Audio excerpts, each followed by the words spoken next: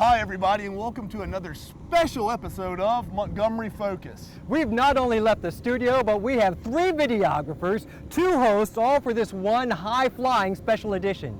But the most important numbers are 187. We're here at Danley Field for a spectacular look at the 187th Fighter Wing. Now, Montgomery is rightfully proud of Maxwell Air Force Base and the Gunter Annex, but here's an in-depth look at another gravity-defying military unit that works to protect our freedom. The 187th Fighter Wing of the Alabama Air National Guard dates back to 1952, when the 160th Tactical Reconnaissance Squadron was organized in Birmingham. The squadron moved to Montgomery's Danley Field in 1953 and began using jets in 1955 with the arrival of the RF-80. The squadron was mobilized during the Berlin crisis from 1961 to 1962, and upon returning to peacetime status, was reorganized and officially designated the 187th Reconnaissance Group. We sat down with the Fighter Wing's commanding officer, Colonel Randall Efferson. Well, I'm Colonel Randy Efferson. I go by Juicy. That's my call sign. Juicy Efferson, Colonel Juicy. That's right. You don't get to pick them. Your friends pick them for you. It really is a little bit like a fraternity, but it's a great thing. And I'm the commander here at the 187th Fighter Wing, which is a component of the United States Air Force. So we're Air National Guard. You've got active duty Air Force Reserves, and Air National Guard. And we're an Air National Guard wing. Tell us, how big is the wing? How long has the 187th been in existence? And what's your mission? What do you guys do to keep me and all of the rest of America safe? Okay. Well, the 187th's been around since World War II. I mean, it's an Air National Guard component, and it's been right here at Danley Field for 50-plus years. We've flown many different aircraft, transitioned from P-51 Mustangs to today we fly the Block 30 F-16 with the latest Avionics suite. So, you know, we fly a little bit older jets, but they're very capable aircraft. And the wing is about 1,400 people, but we have many different missions. The F-16 is kind of the most visible combat mission. Sure. But we also have a C-26 aircraft that's used for drug enforcement, border, by basically civilian law enforcement to do surveillance work. And then we also have a combat communications group and an Eagle Vision capability up in Huntsville, and that's basically a military application with civilian satellites to provide imagery for domestic operations. Like if there's a flood or a tornado, Eagle Vision can be right there to provide imagery to the decision makers. And of course they can do that in a combat scenario as well. And what is combat communications? Well, that's everything that needs to be provided securely so that the combatant commanders can talk all the way down to the executors like myself. Sure. Excellent. Does the military have a way to rate and rank Air National Guard units that's objective, to say the 187th is better than this group over here, and or not? Well, I'm going to say no. We do have a rating system. Every wing, and that's active duty, Guard, and Reserves, we're all held to the same standards. We're different components, but the same standards. So we have a system, it's called an Air Force inspection system, where the Air Force comes down and certifies and says, hey, you are combat mission ready. And if you don't measure up to that standard, well, you'll get remedial training or replace, the commander if he's doing a poor job, or her. So yes, there's a rating, but we don't compare, hey, this wing's better than that wing. For the combatant commanders, who are the force users, they just know they're getting a combat mission ready unit when they call for forces. We're basically a force provider, which means we provide a qualified, trained unit, whether it's combat communications, the C-26, or the F-16s, to those people that use the forces. Sure. Now, we spoke to some maintainers who as soon as we met them, the first words out of their mouth were, we're the best in the country, #1. I've really appreciated that type of swag and confidence, because I want them to be darn good at their job. Now, is that a little false bravado, or they really do have the ability to brag because they can back it up? Well, that's called friendly rivalry. Okay. So, for instance, our electronic countermeasures shop, which handles our radar warning receivers in our jets and our countermeasures pods that go on the airplane, they were just measured through an inspection system called Combat Shield. and they got basically the highest ratings that the team doing the inspections have ever seen. So the team feels really good about the performance of what they did, and they went above and beyond what's spelled out in the rule books or the procedural books. So we have a lot of pride, and again, that's friendly rivalry. It's like, you know, Georgia and Alabama, or Alabama and Auburn. It's healthy for the community to have that. But we all work together and we fight together. Indeed. You guys are primarily made up of civilian employees, and I guess there's a ratio of full-time employees like yourself. Is it 70-30? Is that what the mix is, or so? Yeah, what you're referring to is a traditional National Guard mix. So we have about 30% of that 1,400 people are full-time, folks like myself, and our mission is to keep everything running during the week, be combat mission ready, so that when the traditional force, that other 70% that lives and works in the civilian community, when they come in on those drill weekends or drill weeks, they can just go right to the planes or whatever their specialty is and train to get themselves combat mission ready. So we provide the infrastructure. And what the United States gets is a very cost-effective combat wing. Because in the active duty, you'd have all 1,400 people be full-time. That's a large bill for personnel. But the National Guard model provides a very cost-effective model that can provide the same combat power, but on kind of a more predictable basis. So they don't call us and just say, hey, you're going tomorrow, although they can. Right. But they generally schedule us on more of a predictable cycle so that we can work with the civilian employers so that they can give them time off to come do the mission. Now, is there a trade-off for that cost efficiency or any sacrifice, or I'm guessing the answer is no. Once you're in a combat zone, you're as good as everyone else. Yeah, if you look, I'm wearing an Air Combat Command patch. That controls the combat forces in the Air Force. And when we're downrange, the commanders can't tell a difference what service component someone is from. And especially when you're in the air doing the mission, the people on the radio have no clue. They just know you're a qualified combat mission ready fighter pilot or C-26 or combat communications supplier. It's kind of amazing to me that we can have civilians who come in every once in a while and get behind the cockpit or get behind the controls of an F-16, or are all of the pilots full-time? The pilots are not full-time. They're the same 70-30 mix, but they have higher time requirements. Sure. They have to fly at least 6 or 8 times a month, depending on whether they're experienced or inexperienced, to maintain that combat mission ready status. And that's a minimum. And most of them fly more than that, but you can fly that requirement and be pretty doggone good fighter pilot. Sure. What are some of the occupations that are held by the 1,400 members of the wing? You know, it's really interesting because it's so eclectic. And that's one of the unique things. And, I'm sorry, I mean first their guard jobs, and then if we can get into their civilian jobs. Sure. Right. Well, we have, of course, aircraft maintainers, and that covers engine shop. It covers crew chiefing, the airplane, meaning actually on the line, getting it ready for the pilot to get in it.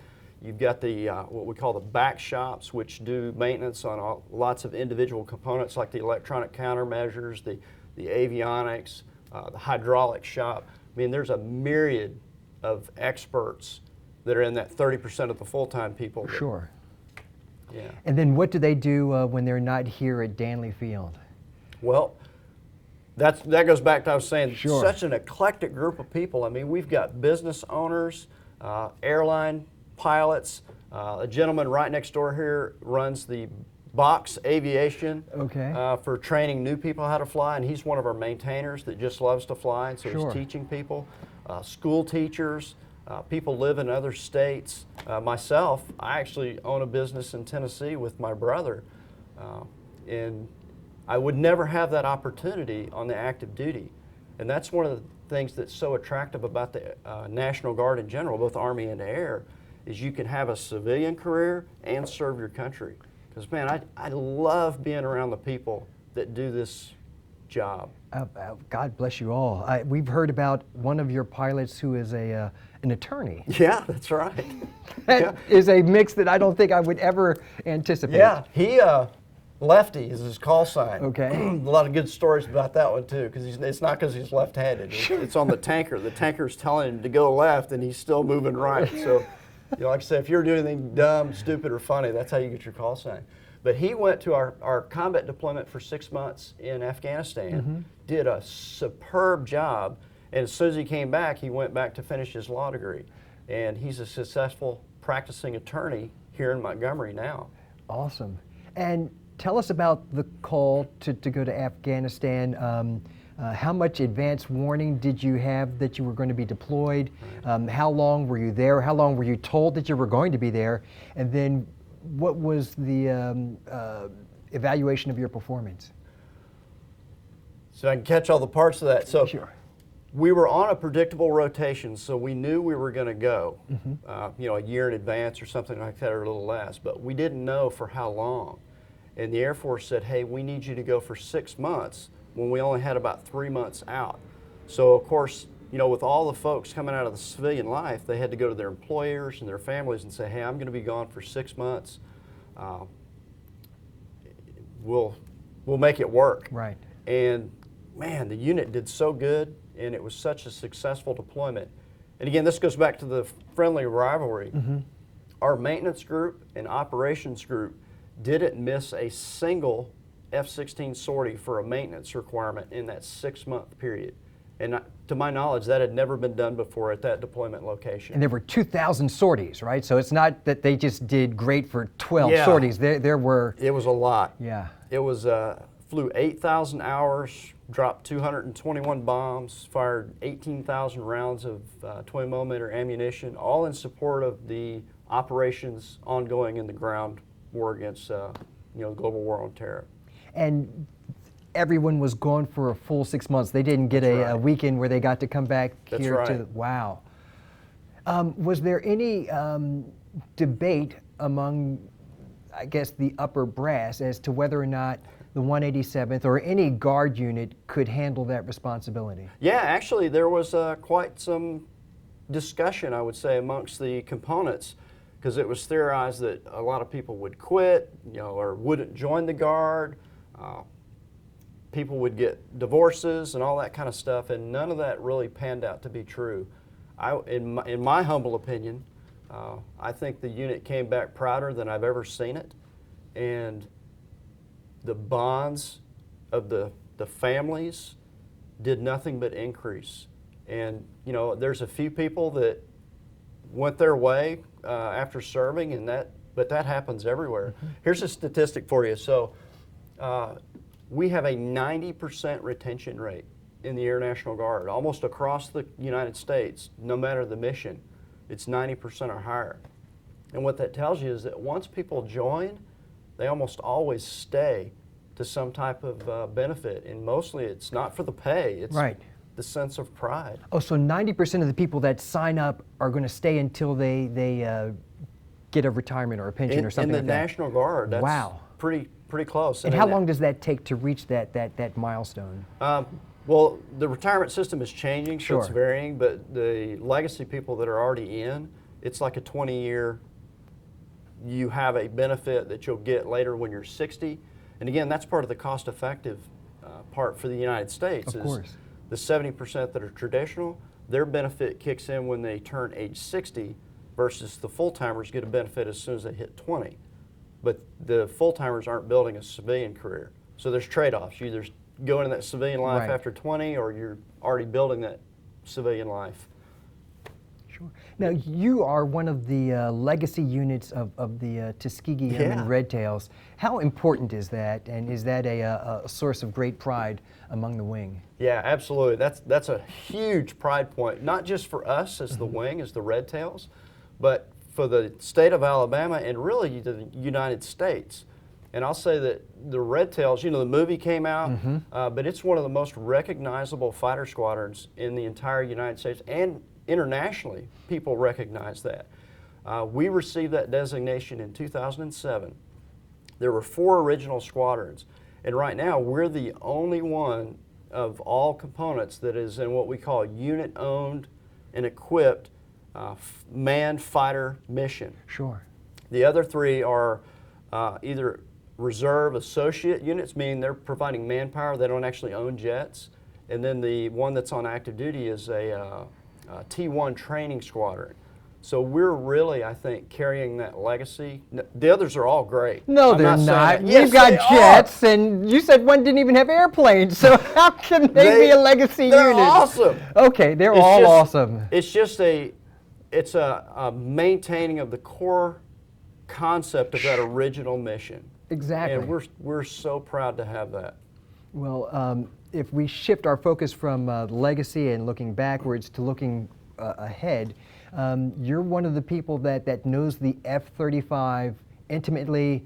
You saw it, I guess, 7 years ago and actually designed the training program. Tell us about your involvement with that aircraft and just how nifty of a airplane it is. It's pretty cool.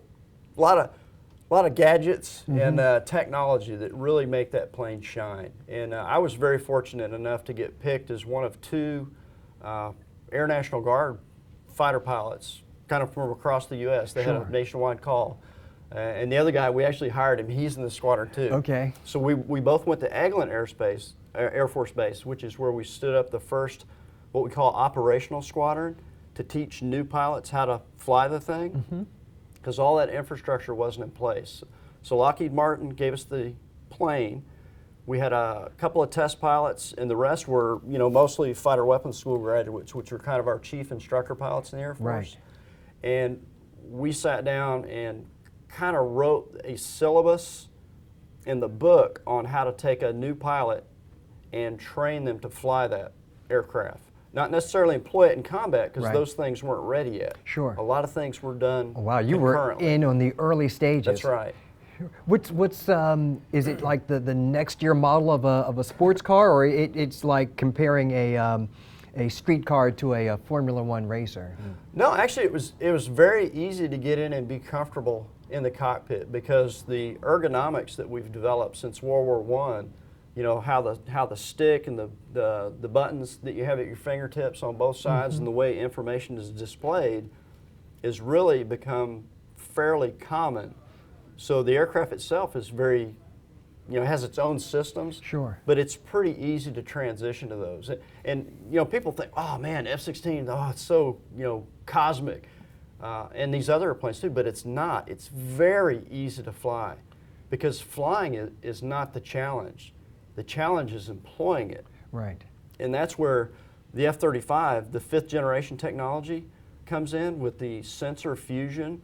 Means it takes information from a bunch of different sources and provides it to the pilot, so that that person can have situational awareness on everything around them. You know what your wingman's doing, you know what the AWACS is telling you about the air battle situation. You've got multiple communication sets and ways to communicate.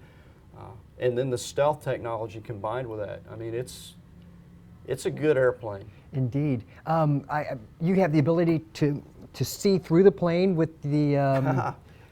Well, yes. Okay.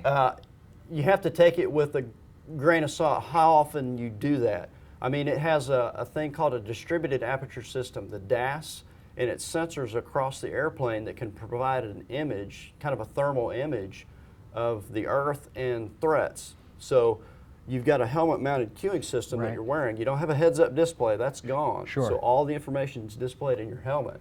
So when the DAS, you've got that turned on, you can actually look through the aircraft and see a terrain picture or a potential threat. And it also has night vision goggles built into the helmet. So at night, you've got that turned on, and then you've got your field of view for night vision. Versus now we have to wear them. Now, as we record this in mid-2017, the 187th is among 5 That's right. Guard units that are seeking to bed the F-35. What are some of the things that are in our favor, and what are some of the things that might harm us, I guess, if you're allowed to share that with us? Sure. I mean, it's the National Guard and Air Combat Command in conjunction there are 18 fighter wings in the Air National Guard that were competing for 2 squadrons of F-35s. And so we're hoping to be one of those 2. And as you mentioned, it's been narrowed down to 5. And the things that make us unique really is our airspace that we have. Right. And this is the only location of the 5 where you can really train on a daily basis with every other mission data series fighters in the United States Air Force, Navy, and Marines. So we're so close to Eglin Air Force Base and Tyndall Air Force Base, where they already have some 5th generation aircraft. Last week we had 8 F-22s on our ramp, and we were doing combined training with them. So no, I don't think any other place can beat us on airspace, and no other place can beat us on centralized location. And then back to the 1,400 people that we have 50 roughly active duty people that the active duty's assigned to us. They fly with us, they train with us, and all that stuff.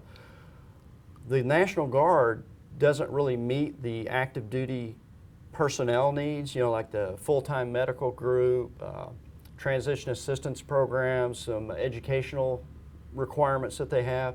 But Maxwell Air Force Base is 10 minutes away.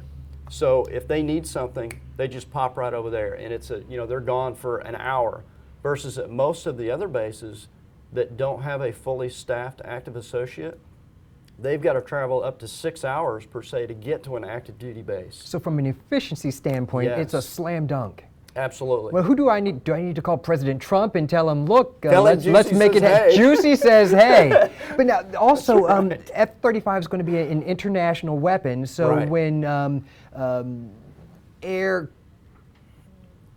warfighters from other countries come over to Maxwell for their training, they'll also be right next door for, I guess, proximity to the F-35. Right, and that would be another, why does the United States Air Force need it here? And I would say because of the international, I think there's like 7 or 9 partner nations in the F-35 program. But as you mentioned, all of those countries are eligible and do send their senior leadership, future leadership, to Maxwell for the educational purposes over there. And because Maxwell is already an international officer host unit, those people with F-35 partner nations could do an easy trip over here to see how a combat squadron operates. Right now, Luke is where the international pilots will be trained. Sure. But that's a training squadron. It's different from a combat squadron. So I think those countries' senior leaderships would want to see how a combat squadron operates. Sure. Great synergy. When I lived in the northern part of the country, I had to keep my car indoors, okay? And that was nowhere near as sensitive as a jet. So I just don't understand how Boise or Detroit or Madison, Wisconsin can host F-35s. And then I can't imagine Jacksonville being right there next to all of the salt water of the Atlantic Ocean, even being in the same picture with us. Well, I'll tell you that the F-35 is a robust aircraft, and right now all of those units are top units. They've already have F-16s or F-15s or A-10s, and they're combat mission ready. Sure. So realistically, anywhere the Air Force puts it, they're going to be combat mission ready and do a great job for America. We're just bringing up that, hey, this is a new aircraft. We want to give the best chances for success and to train future pilots for that mission. Right. And because of our centralized location with all the other assets that we can train with, we think we're the best. And if you go back to the weather you kind of mentioned, when you look at the data, we have the fewest weather-caused deviations of any of the units. We don't have snow or ice on the runway. We rarely have icing in the clouds, Sure. and we never have crosswinds out of limits. And when there are hurricanes in the Gulf, they reroute both directions of I-65 to come to Montgomery. That's right. We're the safe harbor, People baby. come here. Yes, indeed.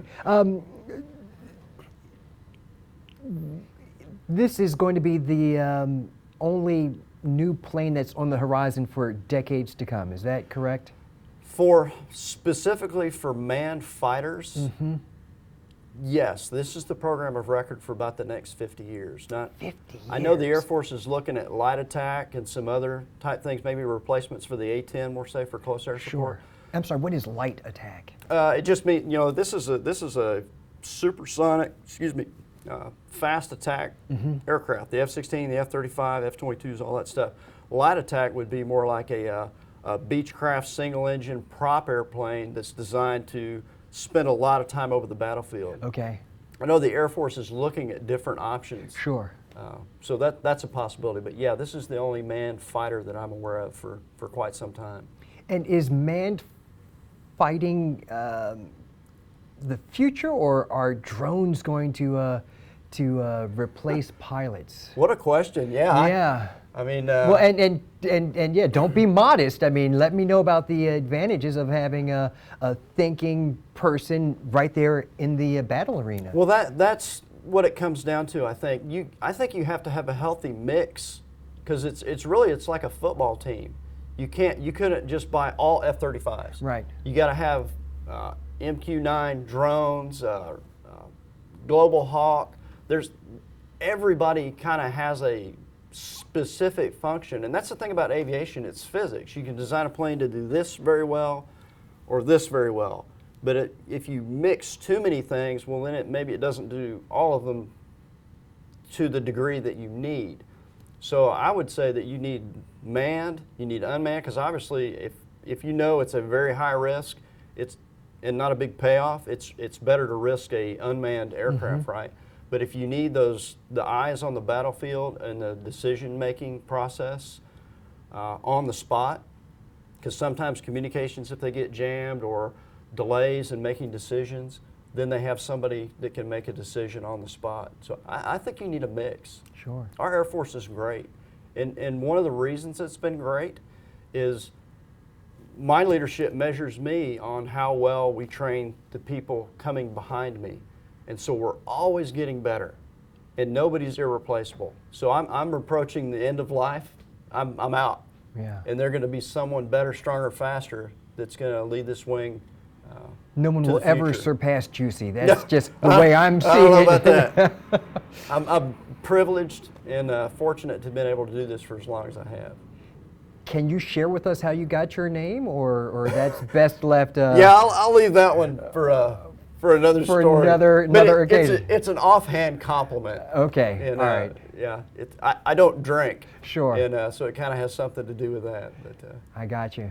Colonel, thank you so very, Yes, very much sir. for your leadership and for what all of the members of the privilege. 187th do to keep us safe 24 hours a day, 365 days of the year. And if I could just throw this out there, I can't thank the citizens of Alabama, Montgomery, and the River region enough for the support that they provide to our wing and our people. We're honored to be here, and I think we're just in a great place for the United States. We're proud of you, and if we could just remove all of the names of the other Alabama cities off of those tail fins, and just put Montgomery on all of them, I think that I'll feel better. I'm sure our sister cities would not, so we'll probably keep them the way they are right now. Sounds good. Thank you for your time, and again, thank you for your service. Absolutely, thank you. The F-16s based at Danley arrived in October 1988. Each jet, manufactured by General Dynamics, now known as Lockheed Martin, came with an $18.8 million price tag. The planes weigh more than 9 tons and have a maximum range of just over 2,400 miles. But fire up the afterburners, the range drops to 500 miles as the jet reaches its maximum speed of 1,320 miles per hour. That performance is the handiwork of the F-16's Pratt & Whitney F-100 PW220 engine. We met with Sergeant Hindy from the talented 187th engine crew to learn more about the heart of the F-16. Sergeant Hindy, where are you from originally? I'm originally from Millbrook, Alabama. We just pretty much grew up in the area, live in Prattville now. So were you familiar with 187 before you enlisted? I was. My dad was actually out here. He retired as a senior master sergeant. He was out here as a pro super crew chief before that, active duty before that, and he came here from Florida. So. Absolutely. So are you active duty right now, or? I'm not. I'm a full-time technician out here, so we're like civil service during the week, some of us. Yeah. We have some guys out here who are active duty full-time, and then we have our traditional guardsmen. Sure. Now, in I guess full-time and civil service, what exactly do you do during the week where you're a technician? Well, our day-to-day is, around here is we just tear down engines, inspect them, get them back serviceable again.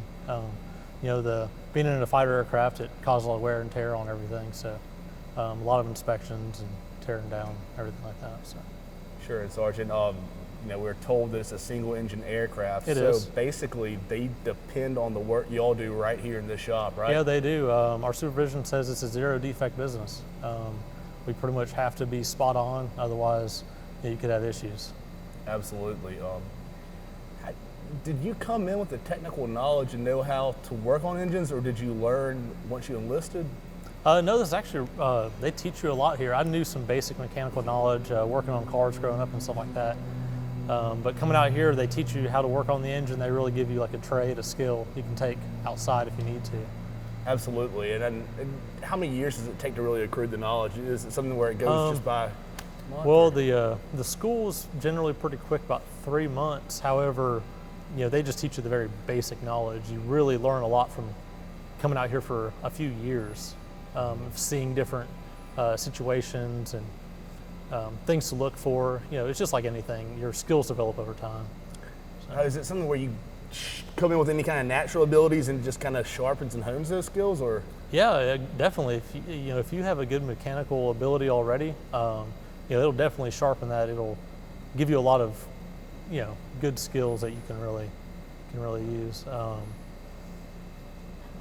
Yeah, and so day to day, what exactly are you doing to the engines? I guess tweaking them or getting them ready to fly. We like I said, we tear down engines, we rebuild them here. Other than that, if we have any issues with an engine, we'll troubleshoot and repair that. And that's based on flying schedule and what happens during that. But as far as scheduled maintenance goes, we have scheduled inspections. After so much of an interval, we tear the engines down. So we do have scheduled maintenance. Now, why do you have to tear them down, though? Just wear and tear. The turbines and everything on there get really hot. It's just, it's just with anything mechanical. Sure. There's going to be wear and tear. I mean, your car after 100,000 miles, usually you got to do a timing belt, stuff like that. Right. Well, on these engines, it's kind of same. You don't have timing belts, but you still have bearings and pumps and stuff like that that are only good for so long. So you're literally going in, you're going to tear it apart, and you're going to rebuild the entire jet engine. Yes. Yeah. Oh, We start.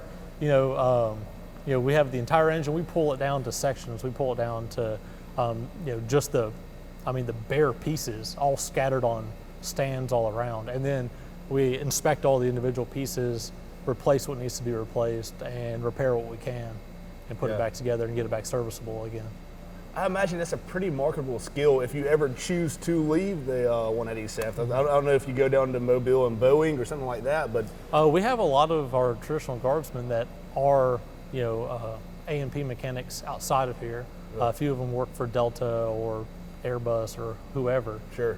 And a lot of those guys have started from the Guard. They got that stepping stone to do that as a civilian outside of the military. Sure. And the military has great avenues for getting your A&P license, which is required to work on aircraft outside. So. And A&P stands for? Airframe and power plant. Okay. So we do the power plant stuff here. We don't do any of the certifications or anything, but you learn a lot of the stuff you need for your power plant here. Absolutely. That being said, would you say some of the guys and ladies that you're working with are probably the best in the business? Are y'all one of the best units? Oh, definitely. Our shop, we win best in class pretty often, and that's set up by GE. That's not set up by us or anything like that. That's the GE tech reps that actually grade the shops. Really? And And say what do how they good grade we you are. on? It's anything from engine aborts, engine removals. Anytime we have to do something that's not scheduled, that will come off against your score. So we're definitely best in class consistently on that. So. Absolutely. And that's everyone that's stationed right here in Montgomery, Alabama? Yes, right here in Montgomery, Alabama. Wow. And with that technical talent, I guess, do you see any correlation between some of the high-tech jobs we have with, like we were talking about Airbus earlier, or Hyundai, or what have you, who, I guess, guys or ladies who come over here and kind of bring some of this applied knowledge, or or something you learn? Yeah, it's just with anything. This is a very detail-oriented job, and like with most things in tech, it's details. Sure. And so you really, I guess, learn that appreciation for the details here. And like you mentioned earlier, we have one engine, So our attention to detail has to be the best to keep the planes in the air. Absolutely. So. Well, let's go to, you said, I guess when you were deployed, was there a big change in the day-to-day processes for your unit, or did you still continue doing the same things? What does it really take to maintain over there? Over there, we do mostly more of like flight line stuff. So we're working on the engine in the jet. Sure. And everything there, all the pace is ramped way up. And so all these scheduled inspections that we do here, we do a lot more frequently over there. So over there, and we take a lot of guardsmen. They're traditional guardsmen, and they really get a lot of good experience when we go on trips like that because they get to see it so much at a ramped up pace. Oh, sure. Is there any kind of way your unit really distinguished yourselves? Oh, yeah.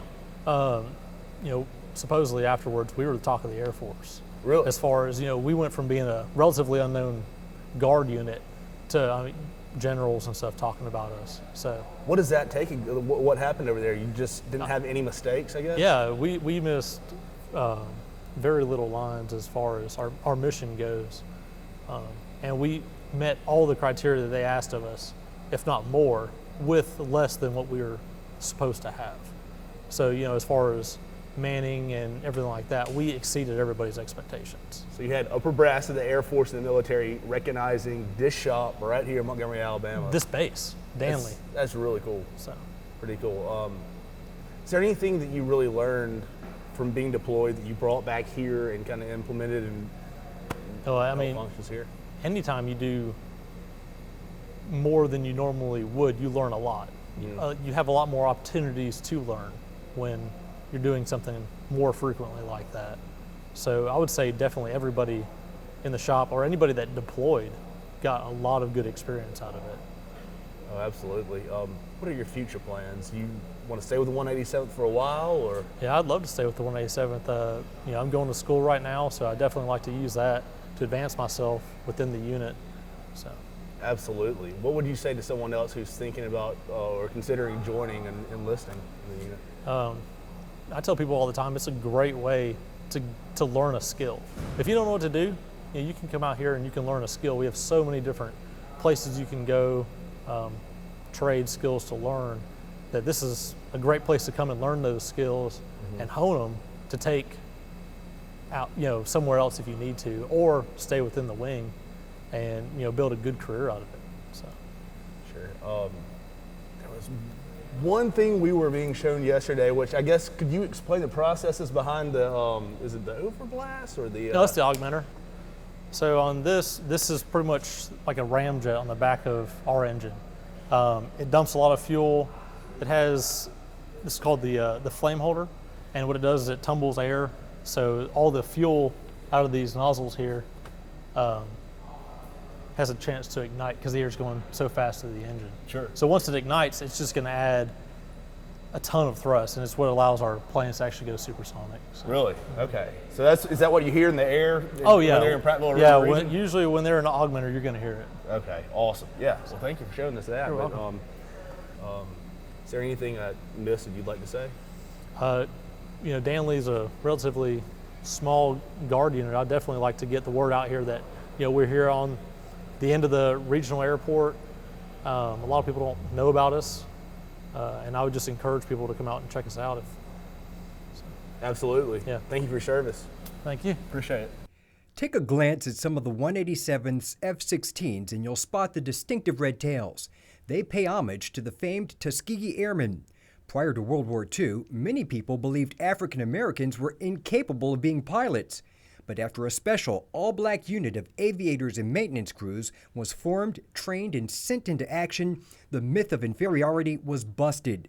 The Tuskegee Airmen, with their red-tailed planes, successfully defended American bombers and also attacked and destroyed enemy resources.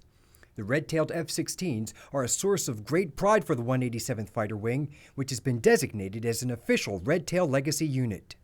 Evan Wilkes, how long have you been with the 187th? I enlisted in the beginning of 2014, so about 2.5 years. Why did you decide to enlist?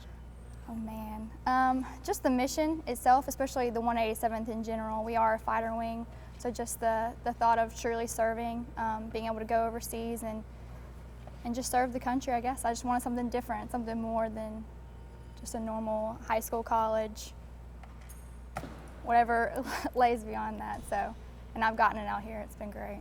Excellent. And are you from the river region, or where are you from? Yes, I grew up in Troy, Alabama, and then my family moved to Auburn about 7 years ago, and then I've been there ever since. And we discussed earlier, you're actually attending college while you're working here. Yes, so I am working full-time out here, and I am full-time at Troy as well. Is that difficult, or is it? It is, but I feel like I love what I do out here, so it's it's easier. And I know I want to commission one day, so I do have that goal, which makes it easier. And my supervisors make it extremely easy if I have a test, or I had finals in Las Vegas, just to kind of give me the time I need to do the mission, because that is number one, but also to kind of further my goals. So it's been great. Sure. And Airman Wilkes, I know that you said this is something you always knew you wanted to do. You came in, you already said you want to get commissioned, you have goals in sight.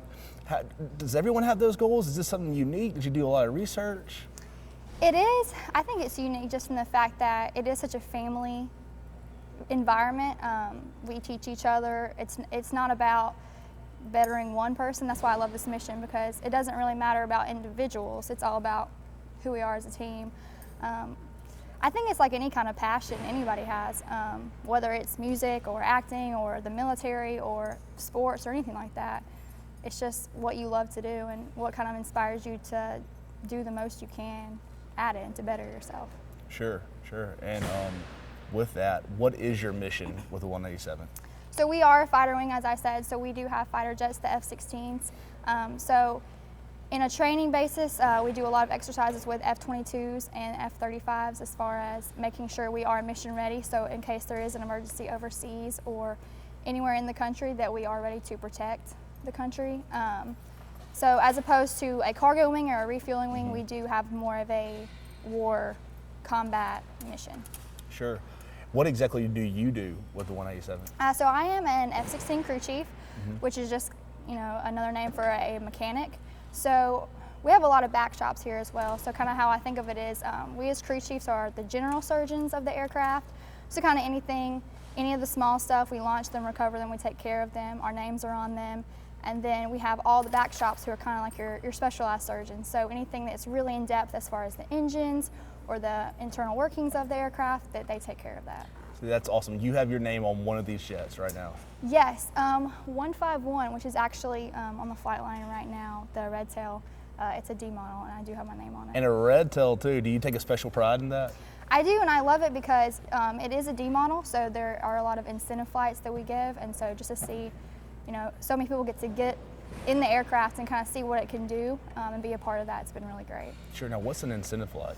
An incentive flight is a flight we'll do for mostly it is the people around the base who actually serve with us, but it can also be people in the community just who want to know more about what we do or have done a great job out here, and we just kind of want to show them what the mission is actually really about, especially people who don't really get to get out on the flight line but are a part of the Air Force. It's just a way they actually get to ride in the aircraft with a pilot and kind of do some crazy stuff. Yeah. Pull some G's. So. Absolutely. So when you were first enlisted, did you know you want to be a crew chief? Was that your goal? I really didn't know. I knew that I wanted to, while I was enlisted, do something where I could actually see the mission, and that's kind of what I asked my recruiter.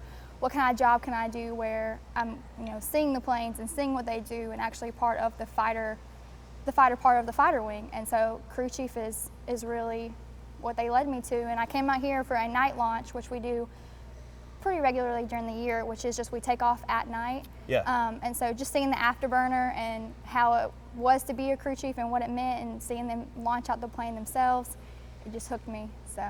What does it mean to be a crew chief? Oh man. We just take such pride in our aircraft because they do technically they're ours. They're the country's, but we put them in the air. Hopefully, we take care of them. If something's wrong with them, we take responsibility for it. And so as a crew chief, it's just, that's your aircraft, and that's what you do each day. We get up, we come out here, and we don't leave until the job's done, and that's what I love about it. Absolutely. Was there a special kind of knowledge that you came in with that made you better to be a crew chief versus? Probably Probably not. I kind of picked it because it was something that I'd never really done before, and as you know, I just wanted to spread awareness that anyone can do it, anyone can put their mind to something, especially if they're not naturally mechanically inclined or they didn't start out that way. Just a new skill set that I never thought I would have, and that I'm so glad that I do have now. It really is amazing, and we've been told that it's a single-engine aircraft, so you're basically the last line of defense. You got to make sure it's up, it's working, it's going right. I mean, as the crew chief, like, what what responsibilities do you have in that to make sure that everything's ready?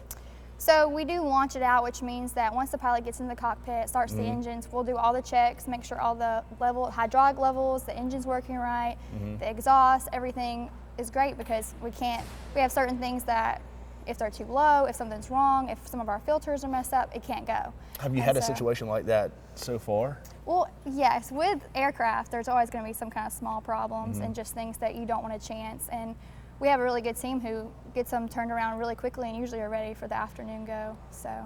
And that's almost like you go home knowing that you made a huge difference just that day by stopping something like that. Hopefully, yes. Like I said, just the team I work with have taught me so much that it's almost sometimes hard to believe that, like, I'm out here with these aircraft, these multi-million-dollar aircraft, and I get to take care of them, and kind of say that I know them back and forth, and it's been great. So.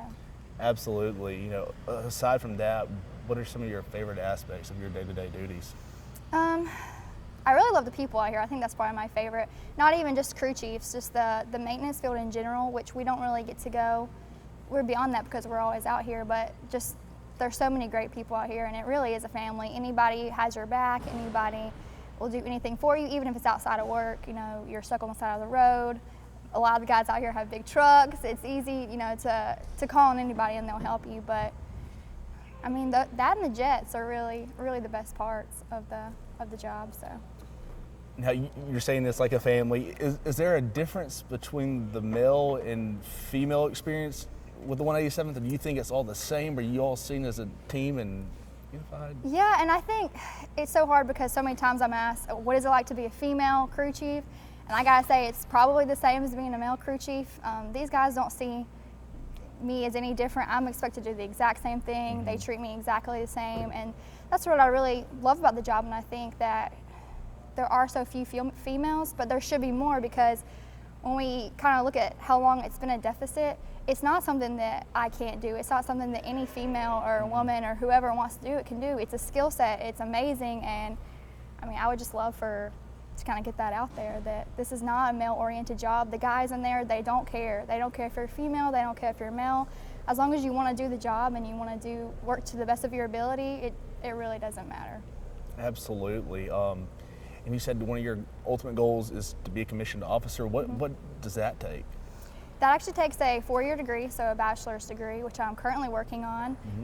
And then I'm hoping that prior military experience will help, because it is very difficult to get a slot, especially in a guard base working full-time. So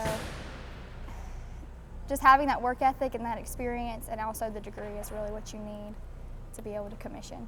Right. From being with the 187th, what is so special that separates it from any others in the Air Reserve?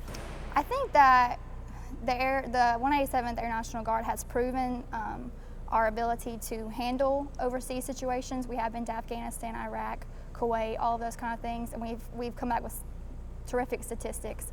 And I think that's what really sets us apart, is just our willingness to serve. We don't ever have to really ask anyone else, because we have so many people who are willing to go whenever they're called. We do so many different training exercises, and we never have a problem getting people to want to serve and to want to take pride in their country and their unit. Now, have you been deployed yet with the unit? I have not. I've been on several TDYs, but I will be going on the upcoming deployment whenever that may be. So I'm very excited about it. Excited. So what are you looking forward to on that deployment? Just kind of doing what I joined to do, I guess. Something more than myself, kind of see all the efforts, all the training that we've done here, and kind of see it in action, in real-time war combat. Is there special training that you're doing here that you're going to take over there, or is it all the same stuff you do every day that you don't have anything special? It'll be different exercises, obviously some that are not known. But we go on TDYs before deployments in order to practice with different aircraft, with different kinds of ammunition and different kinds of weapons and kind of stuff like that, and different airspace as well. Because as you know, here it would be a different airspace than when we go to the desert and stuff like that. So we do go to different places in order to get different kinds of training for the deployment. How does your job change with each different airspace? Say desert from a cold area to Montgomery even? Really it's the same, but there are certain parts of the aircraft that we have to know, okay, in this desert climate, it's easier for these certain things to crack, so make sure you're looking out for that. But in regards to actually the job, it's really the same. You know, make sure the aircraft is ready to go and the pilot's as safe as possible. Sure, sure. Is there a benefit to having the jets in Montgomery, Alabama? Is it easier to maintain? Having, I guess, say we were to get the F-35 or a jet like that, is that something that would really be a big benefit for the river region? I definitely think so. Just the pride we take in the fact that this was the Tuskegee Airmen, and just carrying on that legacy, I think that the F-35 is the future, and I think that we really want to stay around for a long time and kind of give that recognition to them who really had such an impact on our country being what it is today. So I think the F-35 is just a way to move forward and a way to kind of expand and grow. Absolutely. And right now you're working with F-16s. What are your favorite things about F-16s? Oh man, I love the F-16. I love that, I guess fighter jets in general, I love the personal touches. As far as it does feel like your aircraft, you want to take care of it. We go out and wash on it whenever we have a break during the day. We continuously check to make sure the tires are good because it's ours. I mean, you want to take care of what is yours. And if you ever see them take off, they're just rockets, and it's just so fun to watch. And the pilots, we have such talented pilots who have been here for a long time, and that's what I love about the Guard, that you don't really get from an active duty side, is that these pilots get to stay here and they get to train the pilots that come in, and we've had some that have been out here for 20 years and just know exactly what they're doing and are such good teachers for the pilots that we have that come here that are active duty. And just to see them in the sky and what they can do, it's a blast. Oh, absolutely. And I'm sure with everyone being here, being based here, being our neighbors and our friends, I mean, there's got to be some kind of passing down the history of this unit. And do you I guess, does that give you a special sense of pride from hearing from the older guys and ladies what this unit means to them? For sure, and it's so funny because as soon as you talk to someone who used to be in this unit, you're automatically family. They know everyone that's here. It never leaves you. So once you're in the military, especially a unit that's in a town this small and that has this much heritage and history, you never leave. It doesn't matter if you retire, if you go to a different base, you're always a red tail, and you'll always be remembered as that. And you think that's definitely something that's unique to the 187th? I do. I think that, I love the South, and I love, the camaraderie we have out here. I love, because we have been other places, and we really do stick together, and I think that's what really sets us apart, is that we love each other. Like, it doesn't matter the people who have retired, they come back to see us, the new guys that come in, we have the old guys that will come back and kind of introduce themselves and just kind of make themselves known that we all are family, no matter if you're here currently, if you're leaving, anything. So I think that really. Excellent, absolutely. So, Airman Wilkes, let's say you're out there, you're going through your first checks. What do you do? What happens first? What goes next? So when we first get here in the morning, we'll obviously get a toolbox, make sure we have all our tools, the forms, because we do document everything that happens on the F-16. Any kind of maintenance, any kind of inspections, anything like that has to be documented, both in a actual written form and on a computer system. So I'll check over the jet, make sure that everything is good, nothing happened in the night, look at the ground, because any little thing like a screw can really mess up the jet. Check all the hydraulic levels, all the fluid levels, check the tires, just kind of your maintenance to make sure it's okay as far as, on the outside. And then we'll do a power on, which just means we're kind of running through all the diagnostics and the lights and making sure everything properly works. Just making sure the pilot's safe and that when they get in the cockpit, it's a smooth transition so they can take off and do the mission. So. Absolutely. And how many jets would you do that to throughout the day? Usually we're assigned to one jet a day. Usually we'll stay on there the whole week, but obviously, like I said, we help each other out. So if jets are coming back at different times, we'll go help recover one and then go to ours, and then we all just kind of help each other out. So it's an easy job. You have 3 or 4 eyes always looking at your jet, making sure it's right, making sure that you didn't miss anything. So. Now you say it's easy, but it's a multi-million-dollar piece of machinery. I mean, is that just exciting to come to work every day? It is. It's exciting, especially the men who have been out here for, like I said, 20 years, who are still crew chiefs, and will sit down and say, this is why, this is this way, not just tell you what to do or when to do it, but actually explain to you why you're doing the job or why this needs to be this way. We have technical data, and they will sit down and show you step by step what you need to do, why it's a safety hazard, what do you need to have, and it's just a good way to actually learn and not just be told what to do. You actually understand the mission and the aircraft and why you're doing what you do. Absolutely, and I know that a lot of folks who are with the 187th will take some of the experience and expertise to the private sector in later life. Mm-hmm. And I'm sure that's exciting for them too. Saying, I've worked on this aircraft, I know I'm better than anyone. Here, let me show you what else I can do with that knowledge. Well, it is a good fallback, especially because, or not even a fallback, but just a way to go, because technical knowledge is just such a hard thing to come by.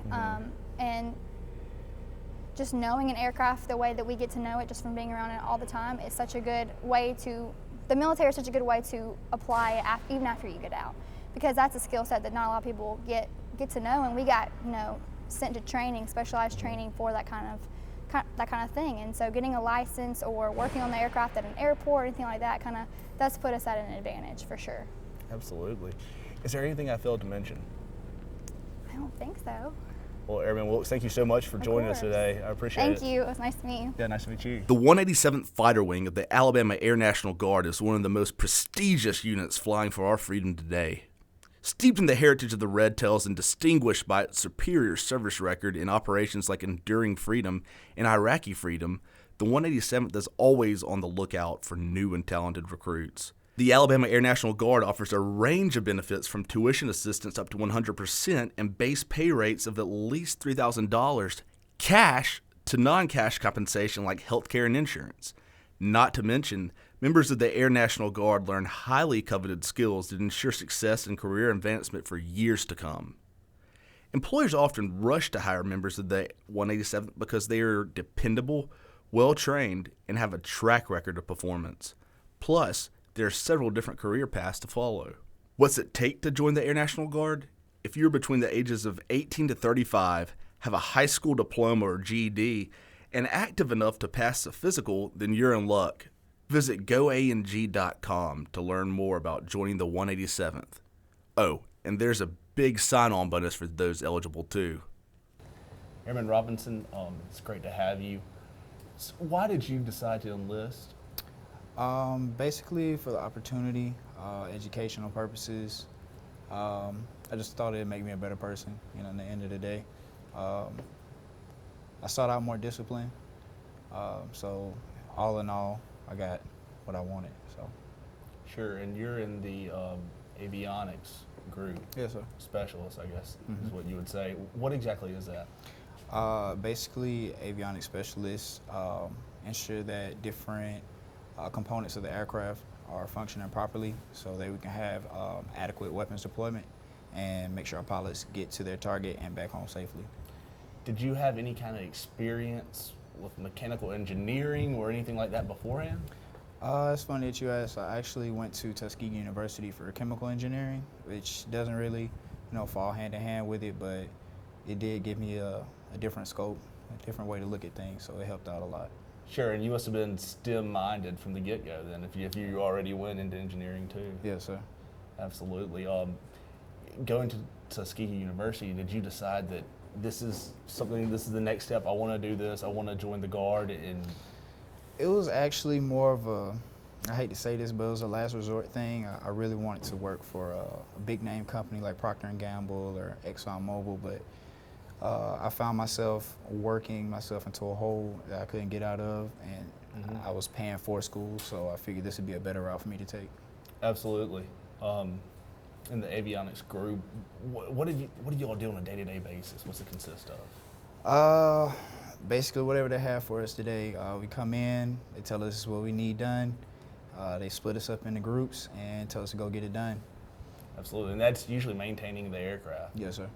And it's a single-engine jet, right? Yes. So what you do to maintain it is critical, from what I assume, especially in missions and deployment and that type of deal, because I guess the pilots are depending on you.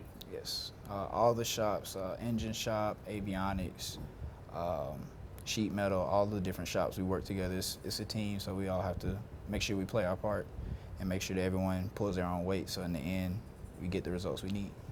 Is that a stressful thing, or is that something that Yes. you know it well?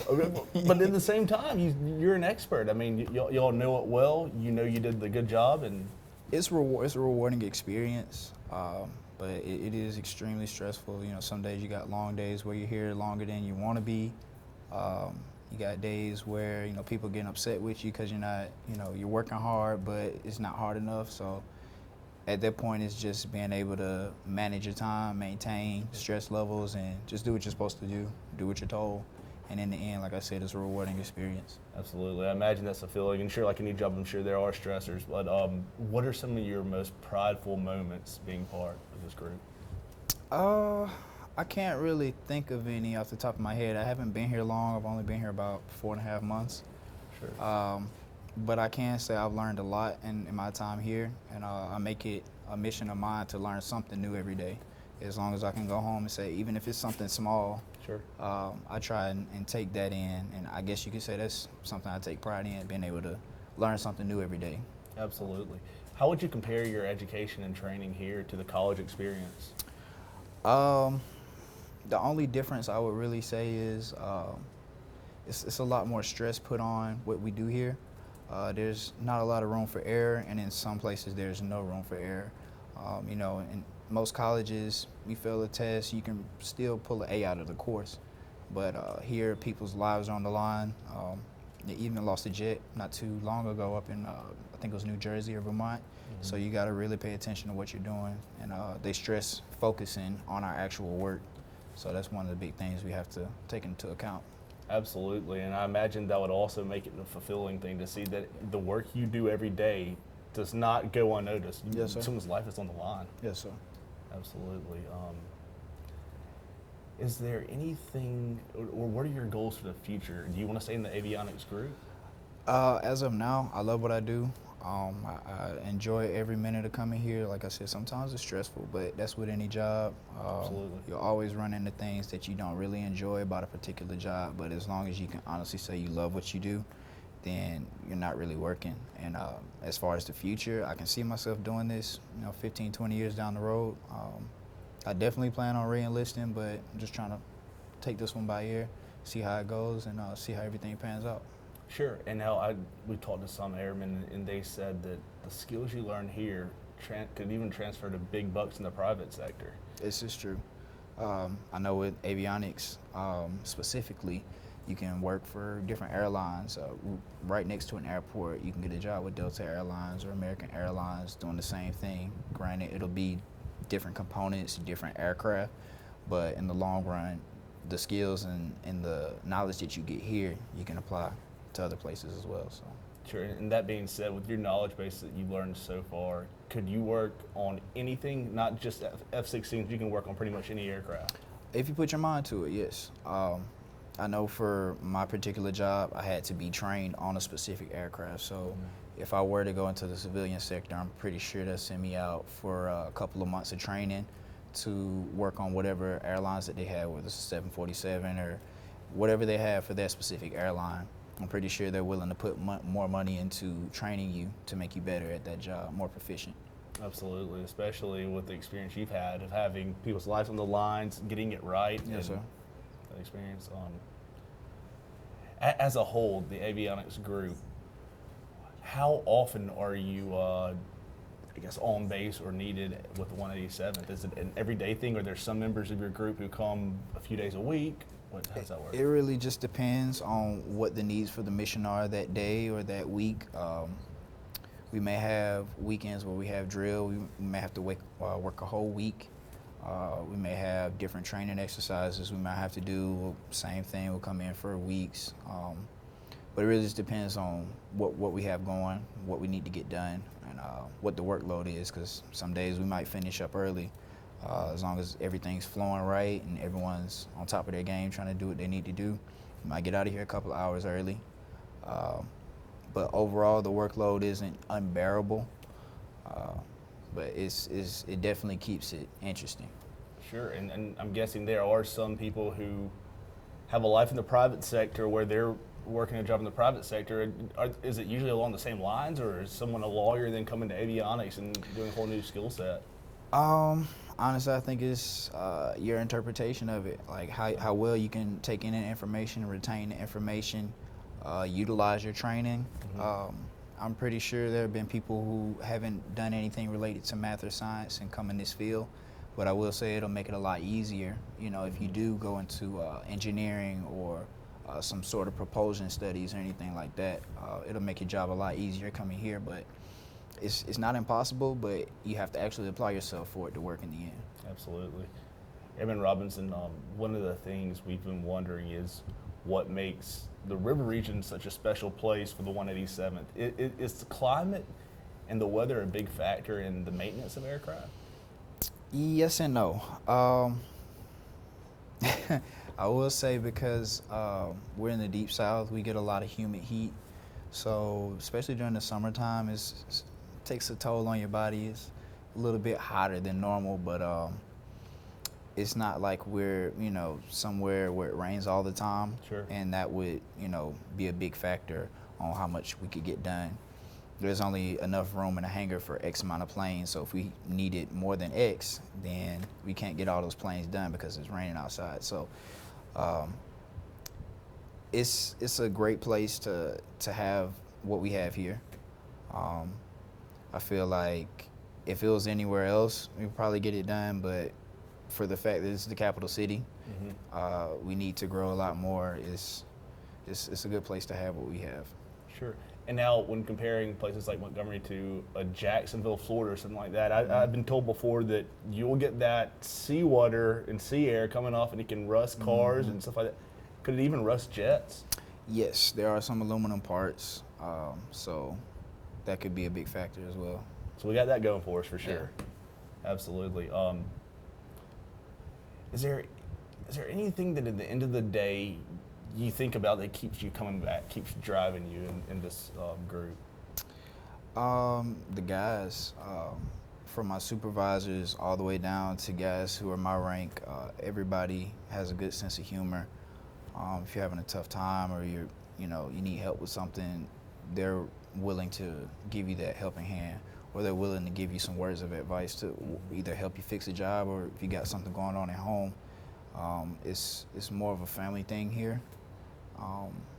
It took me a couple of weeks to, try and find my spot in the shop, get to know people, that type deal, but every day it just continues to grow. So I appreciate everyone here, and I actually enjoy it here. So.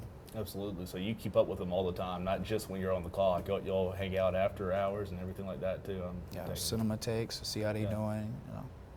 And now, when you said find your spot in the shop, how did you find your spot in the shop? Did you see someone do something and say that's exactly what I want to do, or?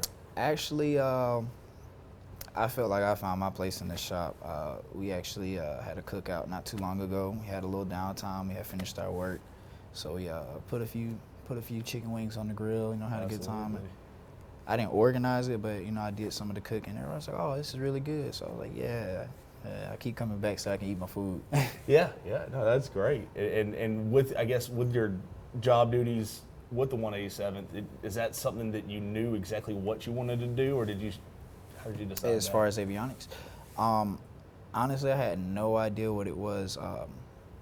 I took my ASVAB, I took my test, and apparently I scored high enough to pick, any job. And my recruiter told me, "Hey, what do you think about avionics?" So I did a little research.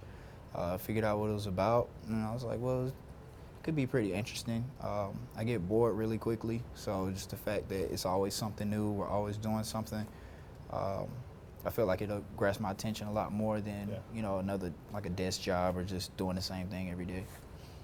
Absolutely. And was it the ASVAB? What test is that? That is basically the test that they use to see which jobs you qualify for in all branches of the military. I know they used to take it in high school. When I was in high school, we had to take it, I think it was like once or twice a year. I'm not sure how they do it now, but if you've never taken one, once you go through your enlistment process, they'll direct you to who you need to talk to take your ASVAB.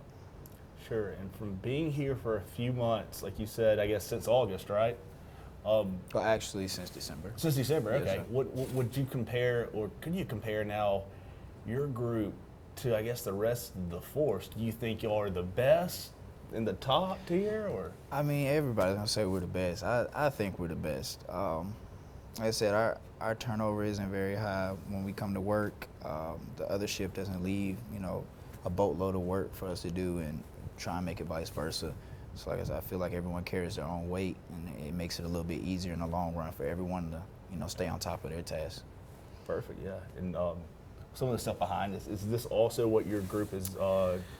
Yes, some of we really don't mess with that guy too much, but those are our pods. We actually do a lot of work with those.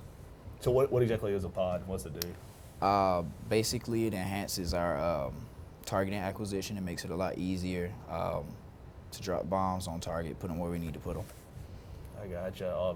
Is that one of the things that you use that can make our jets seem like a different country's jets, or? You could think of it as putting a scope on a rifle. Really? Yes. It just makes it that more accurate? Yes. Oh, great. What are some other cool things that you work with on a day-to-day basis? It's kind of like that. Really, other than that, that's it. We have some other pods that we use.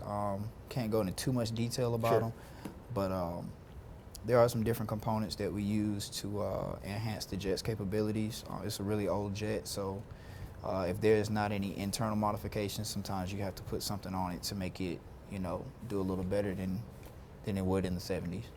Absolutely. And is it difficult, or is it interesting working with some of the first F-16s? Both. Really? Sometimes it can be frustrating, wondering like who invented this, but other times I wake up and go to work and work on a multi-million-dollar aircraft. A lot of people can't say that, so it's you take pride in just something as simple as that. So it makes it really, really interesting. It's just cool to know that when that jet takes off, hey, I put my hands on that every day and I make sure that it's working correctly. Sure, and I mean, even if you're working on a different aircraft, the F-35s, or say those actually come to Montgomery or something like that, do you think it would be just as interesting, or do you have a special place in your heart for the F-16s right now? Both, actually. I feel like 35s would enhance our mission capability, like as far as, whether we have to go do something for President Trump or whatever, it'll be a lot easier because maintenance on them is supposedly easier. Mm-hmm. But at the same time, this is what I spent the last year and a half of my life studying about, so it does have a special place in my heart. Absolutely. That's great. Anything else you'd like to add? Not really. Thank you for your time. I appreciate it. Absolutely. Thank you, Airman Robinson. Yes, sir. Measuring about 35 feet from wingtip to wingtip, 51 feet in length, and boasting weapons prepared to fire 3,300 shots per minute, this Lockheed Martin manufactured modern Marvel can reach a max speed of Mach 1.6, or roughly 1,200 miles per hour, which is like flying from Montgomery to Boston in less than an hour. The F-35 is the most advanced aircraft on the planet thanks to its immense and unrivaled technological capabilities. It truly is the 21st century fighter. Known as a fifth-generation fighter, the F-35 Lightning II has excellent agility and maneuverability, superior stealth capability, and greater survivability for pilots. It's one lean, mean, freedom-making machine, and we can only hope the sound of freedom soon echoes across the river region and the state of Alabama thanks to the F-35 Strike Fighter. Colonel Casey, let us have your rank, your name, and what you do here at the 187th. You bet. Lieutenant Colonel Ed Casey. I'm the Director of Operations for the 100th Fighter Squadron, and I'm an F-16 instructor pilot, in addition to my role as the Director of Operations. director of operations and you are a pilot. Do the two overlap, or they're separate entities? They do. Our primary mission as pilots is to be good at what we do, right? To be able to provide combat air power to a combatant commander when our country calls on us to go out and be deployed and use the F-16 for what it's made to do as a machine of war, essentially. We're expected to be good at that. In addition to that, most pilots in the squadron have additional duties that revolve around the day-to-day functioning of the squadron, just so from training to all the testing that we're required to do, currencies, aircrew flight equipment, check rides, everything like that. So you're more than just fly guys. You guys That's actually right. have some practical. That's right. We'll work long days. I wish it were all just show up, go fly, and come back. And the flying piece, that is what we all look forward to, and that's what we all love to do. And that's the payoff, if you will. But prior to every flight, we actually put in quite a bit of work in preparation for that flight. And then after the flight, we deconstruct it. We call it a debrief, where we try to squeeze as much out of it as we can in terms of what we did and learning how to get better for next time. Aside from that is we've got our additional duties to keep the squadron running, and we spend a large part of our time doing that as well. And in my capacity as the Director of Operations, that's all about keeping the squadron on track for training, for our interface with our maintenance group.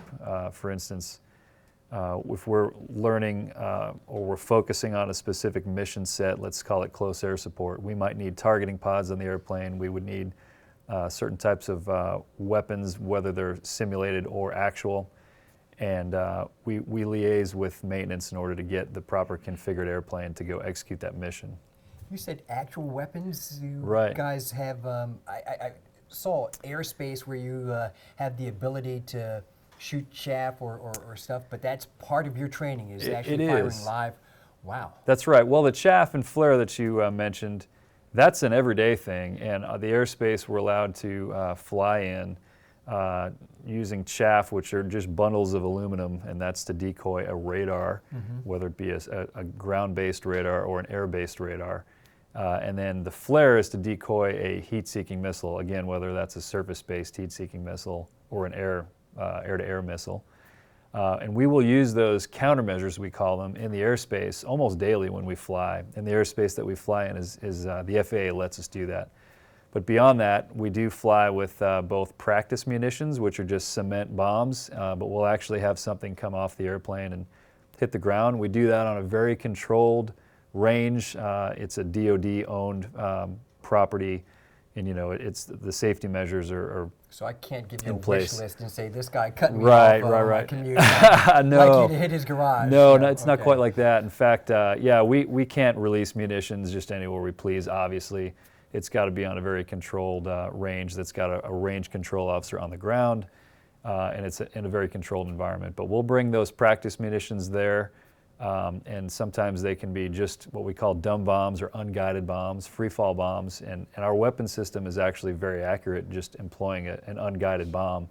But then we'll have more advanced munitions, laser guided bombs, GPS guided bombs, and typically when we're on a range like that, it's an inert weapon, meaning it's cement, but it has all the guidance kit on it to make it hit the target directly. And it has the same weight and composition of the Yes, real sir. deal? That's So, right. okay. It's so from a flying standpoint, the airplane will perform like it would with the real munition, because it is the real munition, but it doesn't have the explosives. Now we will also go certain places around the country, not really around here, but we'll deploy for a temporary duty type, maybe a week or two training exercise where we'll bring live munitions, and we will drop those live laser-guided bombs, GPS-guided bombs, and whatnot, especially if we're ramping up for deployment as we are at the moment. Sure. I think a lot of red-blooded males and females probably in their youth say, I want to be a jet pilot. Right. How were you able to not only make that aspiration a reality, but also to ascend to the pinnacle of being an aviator by being a former Thunderbird pilot. Right. Well, Michael, I had that exact experience. I was at an air show when I was a junior in high school. It was in McGuire Air Force Base in New Jersey, and I watched the Thunderbirds perform. And I just remember standing there watching, saying, "How does someone ever get to go do that? Like, Right. where do you even begin? How do you make that happen?" I had no idea. And so I started asking questions. I had a cousin that was in the Army. He went to the U.S. Military Academy at West Point. He got me interested a little bit in the military, and he talked to me about, I was interested in flying, and he said, "Well, have you looked into the Air Force Academy?" And I said, "Well, what's that?" And anyway, he kind of walked me down that path, and that's where I wound up going to school Wow. in Colorado Springs. So from there, I just had that passion for aviation, and worked hard at the Air Force Academy. Was able to get into pilot training, and thought flying fighters would be amazing because I'd seen it as a youth, and was again blessed and fortunate to be able to get that an F-16 out of pilot training, and then kind of the rest is history. How selective is it to get into the cockpit of an F-16? Because I imagine, one, it's hard to get Yeah. into the Air Force Academy, and two, you've got to compete against other cadets who Sure. are all saying, "I'm going to be a flyer." Right, and right. then the field of aviators gets narrowed to fighter jets. Yeah, and a lot of it is timing. I can't take credit for just making that happen on my own, you're right? Of way course. too modest, No, I'm sure. but a lot of it is the needs of the Air Force, not just the active duty Air Okay. Force, but what we call the total force. So the Air National Guard, the reserves, and the active duty. And for instance, right now, you've probably seen it out in the media that there's a pilot shortage. So from that standpoint, now would be a great time if someone's got a. I'm ready to give you my application Well, come right on, now. we're ready too. We're ready too. We'll sign you up. But so it all ebbs and flows. When I was going through, there was a need for pilots, but there was actually a shortage of fighter. I take that back. There was an overall shortage of pilots in general, but fighter pilots specifically. So I was able to, and it's similar today, actually. I had to compete for that pilot slot. The quantities were limited, but once I was able to get that pilot slot, my chances for getting a fighter were pretty good.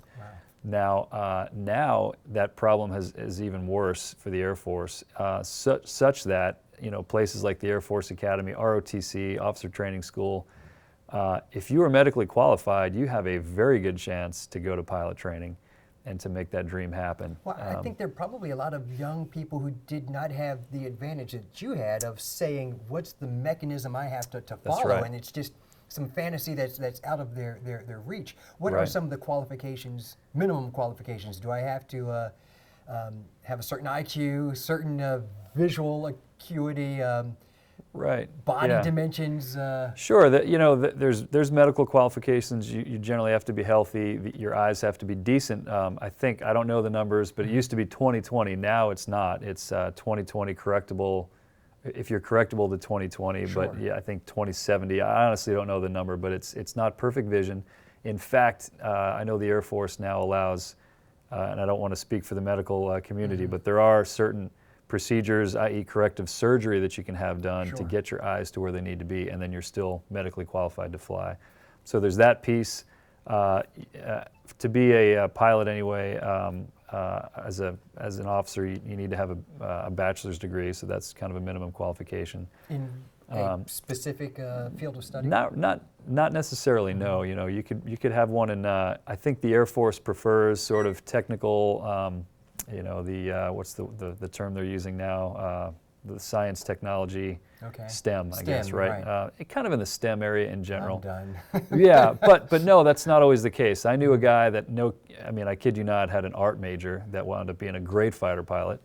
I knew a guy that was a history major. So yeah, there's definite avenues, and I would encourage people if they had any inclination or any interest at all to pursue it, because the opportunities are there. You just have to pursue it. And if you think, "Oh, I could never do that, it's too hard," that is absolutely not the case. A psychological exam, of course, I'm sure, as well. Yeah, I think there are different aptitude tests and things you have to do, but none of it is out of the ordinary or extremely difficult. I mean, a regular person can go be a pilot and a fighter pilot. And other avenues, one thing that we talk about here in the Air National Guard is our wing is made up of, I think Colonel Efferson probably quoted the exact number, but it's close to 13 or 1,400 people. Well, there's only just under 40 pilots in this wing. There are many career fields that make that mission happen. So we've had a great pathway, if someone was interested in flying in particular, is coming up through the enlisted ranks. So we have 3, maybe 4 of our pilots started off enlisted in this unit doing other things. One of them came right here from this shop, Aircrew Flight Equipment, and he's one of our instructor pilots, and he's fantastic. Cool. So he came out of high school, and I think I don't know if he enlisted first or he was an Auburn guy, but at some point he enlisted, and while he was going through Auburn, he was serving in his capacity as an aircrew flight equipment technician here, and then he applied and got accepted to the officer program and went on to be an officer and a pilot. We've got other guys who are maintenance folks out, enlisted maintenance troops out on the line that were working on F-16s, which they were passionate about doing, and then they decided, instead of working on it, I think it'd be cool to fly it too. It's not for everybody. Not everybody wants to go do that.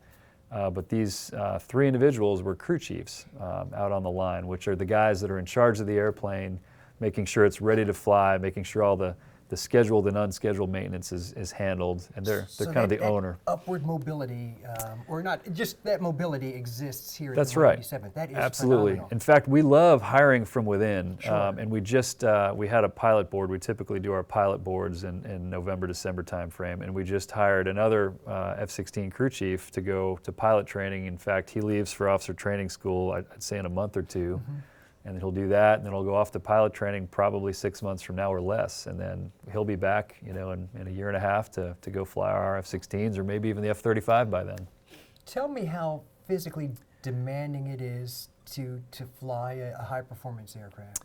It is physically demanding. I've been doing it a long time, so we joke that it's like driving a car, and in some respects it is now for me because I've been doing it a while. Your body does adapt. Our F-16 can pull up to 9 Gs, 9 times the force of gravity, which is very intense. What does that feel like? I've always heard that it's strenuous and it is. People can lose consciousness because... That's right. Yeah, so does it hurt to do full Gs? Or? The best way to describe it is if you've been on a roller coaster, an intense roller coaster that maybe does a loop, and that uphill part of the loop, that might be, you may have experienced 2.5 to 3 Gs. Right? Oh my God. Something like that. So you multiply that by about 3, I'd say, if you pulled 3 Gs, So you're really getting pressed down into the seat. The body, most people under, just sitting on the ground, you have something called interocular pressure. I don't know why I remember that term, but I do. So to keep the lights on, meaning to have your eyes function, your body can do that up to about 4.5 Gs, and then you start to lose vision. Sure. So beyond that, you need some help. And how do you do that? You have our equipment, like our G suit. Really, anti-G suit would be a better name for it. But that has air bladders all throughout it that squeeze your legs. So when you start to pull those Gs and the blood starts to flow from the top of in your brain where you need it, downhill into your lower extremities, that G suit squeezes every part of your leg to basically block off the blood supply, so your blood cannot go down into your lower extremities. So does that the G suit helps. Automatically, or the pilot says, I'm about to do these Gs, let me squeeze myself? Thank goodness it does not work that way, because we'd be in trouble. It is automatic, and it has a hose on the left hip that connects in all those air bladders, and then there's a connection point in the jet. And as you pull those Gs, don't ask me exactly how it works, but the jet starts to fill that air, put high pressure air into that hose, which translates into your G suit, and it squeezes your legs. So it's not all or nothing. It kind of regulates it based on the amount of Gs that you're pulling and how much you need. So there's that piece of it, and that adds, a good, probably with this particular G suit, I think it's 2 to 2.5 Gs of help, and then you get into the straining piece, which is tightening all your lower extremities, your abdomen, and again, kind of if you've ever tried it, when you're a kid and you hold your breath and make your face turn red type thing. It's that type of a physiological exercise that you have to do to kind of keep the blood upstairs. So to your original question, That's where the conditioning comes in. Sure. Is you can't fully rely on the G suit. You can't fully rely on your body's natural tendency. You've got to strain against it, and that wears you out. I'll bet. It does. And the neck muscles, because you're not just sitting in the jet looking straight ahead. Sure. If you're doing a dynamic air-to-air fight where you might have somebody behind you, you've got to turn around and look. And so you need to have your trapezoids, your neck muscles, your upper back, they need to be a little bit developed in order to be able to do that and not hurt yourself, frankly, in the airplane. I've gotten myself in awkward situations where I was too relaxed, I pulled G's, and I got my head kind of pinned back against the back of the ejection seat, and I've had to unload the jet, get the G forces off and straighten my head back out and put it in the right spot on the seat to continue. So again, an overall level of fitness and strength will help you be a better pilot in that regard. Now, you were a member of the Thunderbirds, the Was. elitist of the elite. How were you able to make the grade to be on that precision unit? And Right. did that ever get old, or every day was just a gift? I loved it. It was a blessing, and I loved every minute of it. In terms of what it meant for me and my family, I mean, the mission of the Thunderbirds, we called it the 3 R's: represent, recruit, and retain. Mm-hmm. So the represent piece was the biggest piece, and that's where you are, taking a piece of the Air Force, of the total force, and going into a community that they may be hundreds of miles from any kind of military base, Sure. and they have no idea what it's about. And you get to not only show them the capabilities of the airplane, put on an amazing show, but then we were big on going out into the community, Right. school visits, and events at the show site itself, public relations events, to try to get out and meet people. And I generally like people. I'm a people person, so going out and meeting people in cities all across the country. And in fact, sometimes you go abroad as well. We went to Europe and went through 7 countries. Flying a red, white, and blue F-16 in a foreign country was really special for me. But the selection piece of it, again, anybody that's qualified as a fighter pilot, either current or previous in the Air Force, is eligible to apply. There's certain minimum number of hours that you have to have and everything else. And it's a process. You have to put in an application package that includes all of your your flying records, your officer performance reports.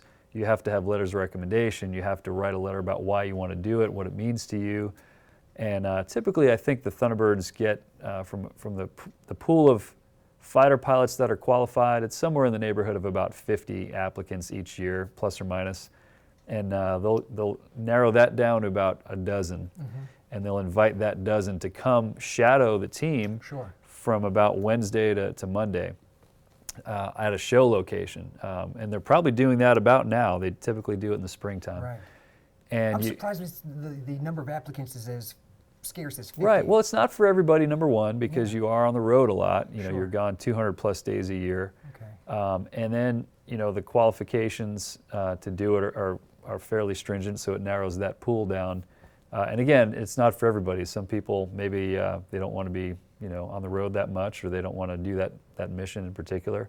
I thought it was amazing and fantastic. The type of flying that we got to do, I joke that you'd go to jail in any other unit if you did that. You're in major metropolitan areas, Sure. just whipping in and out of low to the ground and urban environments.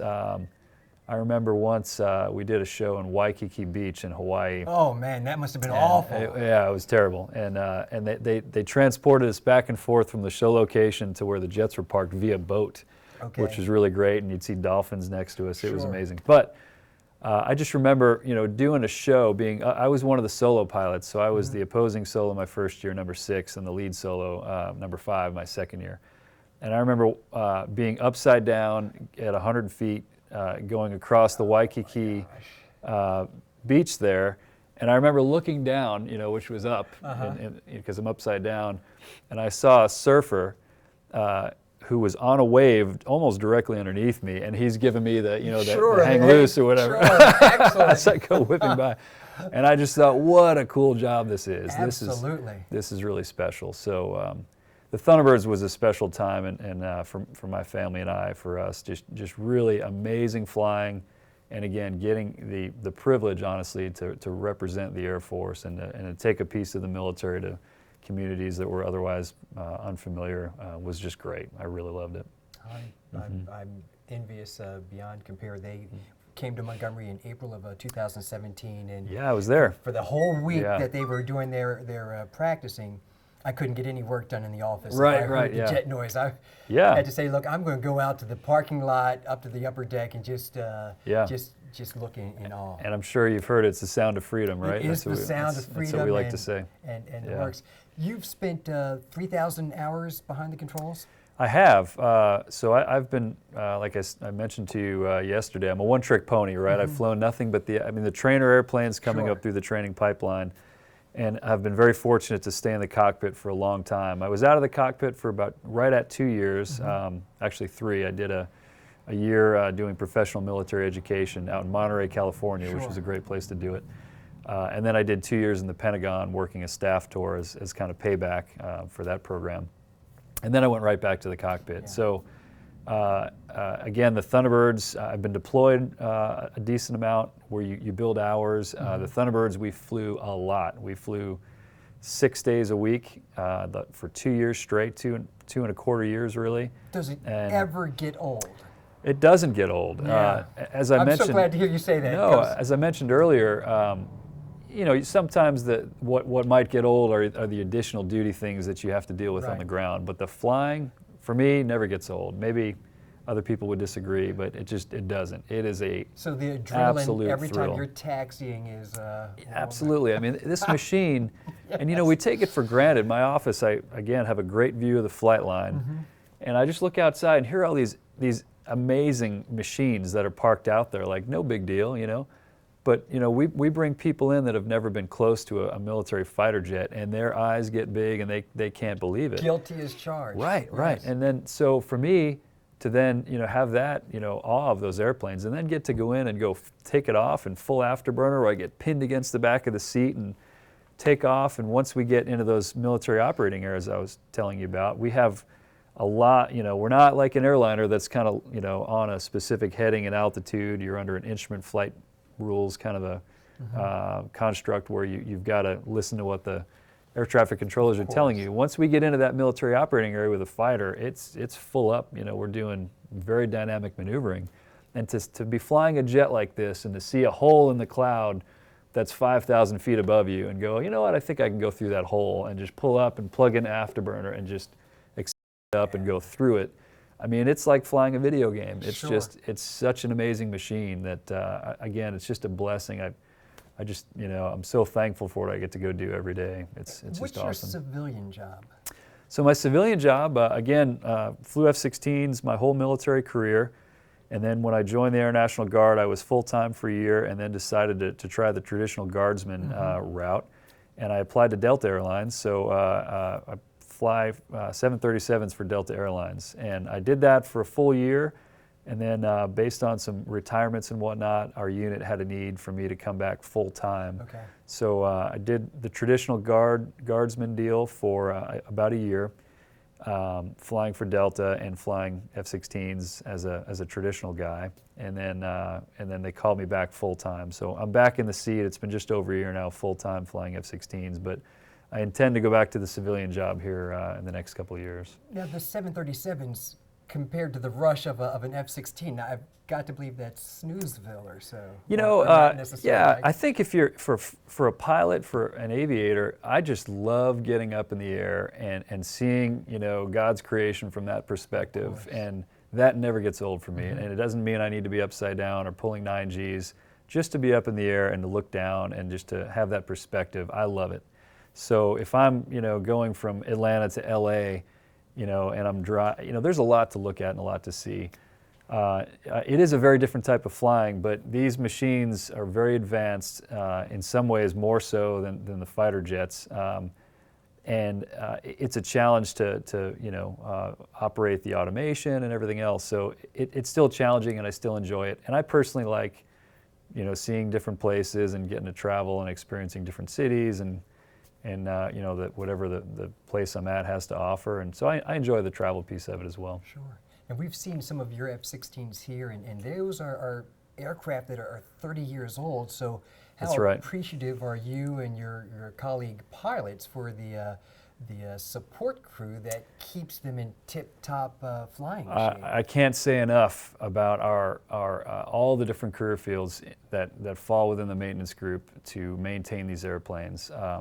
Again, when I was in the active duty, you don't have the same. One of the strengths of the Air National Guard and the reserves is that you do have that base of experience. So you have a guy on the line maintaining that jet that is so familiar with that airplane, and he's been doing it for 10 years. Whereas in the active duty, just because it works differently, you might have a guy that's right out of tech school, and he's very young, he's got a year or two of experience under his belt, and he's learning quickly, Right. but he doesn't have the benefit of that experience base.